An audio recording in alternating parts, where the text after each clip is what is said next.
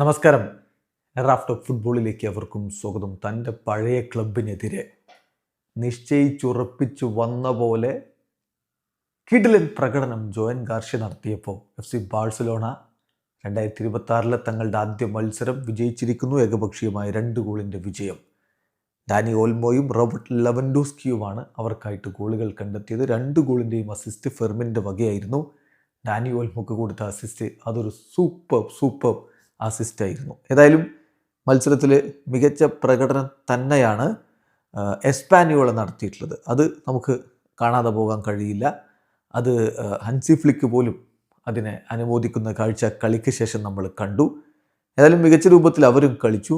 എന്നാൽ ഒടുവിൽ ആ ഇമ്പോർട്ടൻ്റ് ആയിട്ടുള്ള 2 ഗോളുകൾ കളിയുടെ അവസാന ഘട്ടത്തിൽ നേടിക്കൊണ്ട് ബാഴ്സലോണ വിജയിച്ച് കയറുകയായിരുന്നു. എതിരാളികളുടെ നീക്കങ്ങൾ പലതും തടഞ്ഞിട്ടുകൊണ്ട് ഹീറോയായി മാറി.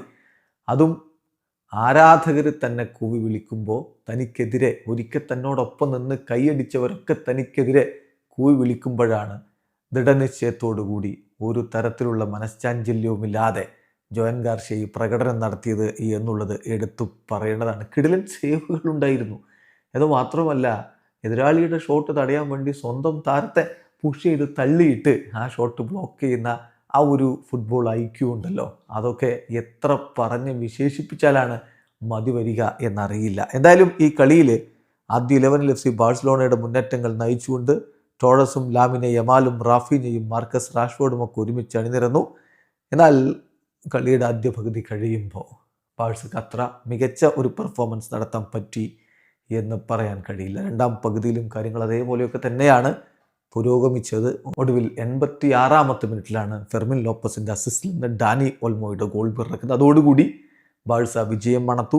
കളിയുടെ 90ാമത്തെ മിനിറ്റിൽ വീണ്ടും ഫെർമിൻ ലോപ്പസിൻ്റെ അസിസ്റ്റിൽ നിന്ന് റോബർട്ട് ലെവൻഡോസ്കി കൂടി ഗോളടിച്ചപ്പോൾ ഏകപക്ഷീയമായ 2 ഗോളുകളുടെ വിജയം തന്നെ ബാഴ്സ സ്വന്തമാക്കി. 19 കളികളിൽ നിന്ന് 49 പോയിന്റോടെ ലാ ലീഗയിൽ ബാഴ്സലോണ 1ാം സ്ഥാനത്ത് കുതിക്കുന്നു. വീഡിയോ അവസാനിക്കുന്ന ഫുട്ബോൾ ലോകത്തെ കൂടുതൽ വിശേഷങ്ങളുമായി റാഫ്റ്റ് ടോക്സ് വീണ്ടും എത്താം.